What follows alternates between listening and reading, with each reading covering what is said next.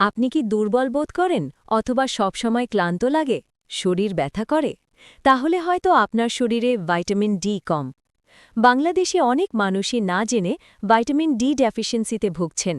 আজকের ভিডিওতে জানব ভাইটামিন ডি কেন দরকার কখন খেতে হয় আর বেশি হলে কি সমস্যা ভাইটামিন ডি কি ভাইটামিন ডি হল আমাদের শরীরের জন্য খুবই গুরুত্বপূর্ণ একটি ভাইটামিন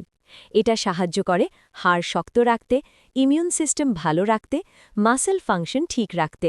এটাকে অনেক সময় সানশাইন ভাইটামিন বলা হয় ভাইটামিন ডি কোথা থেকে পাওয়া যায় প্রধান সোর্স সূর্যের আলো কিছু খাবার যেমন মাছ ডিম দুধ সাপ্লিমেন্ট প্রতিদিন 15 থেকে 20 মিনিট রোদে থাকলে শরীর নিজেই ভাইটামিন ডি তৈরি করতে পারে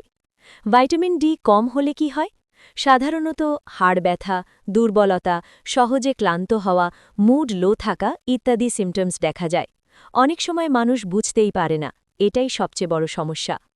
কখন সাপ্লিমেন্ট খাবেন সবাইকে সাপ্লিমেন্ট খেতে হবে না ডক্টর রেকমেন্ড করেন ডেফিসিয়েন্সি থাকলে বয়স্ক মানুষ যারা রোদে কম থাকে কিন্তু নিজে নিজে খাওয়া ঠিক না বেশি ভাইটামিন ডি খেলে কি হয় অনেকে ভাবেন বেশি খেলে বেশি ভালো এটা ভুল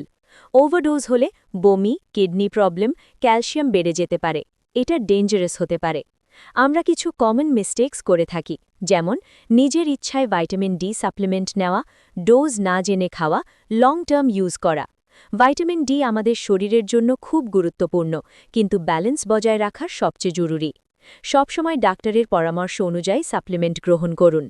ভিডিওটা হেল্পফুল লাগলে লাইক দিন আর ফার্মা ব্লিংকে সাবস্ক্রাইব করতে ভুলবেন না ধন্যবাদ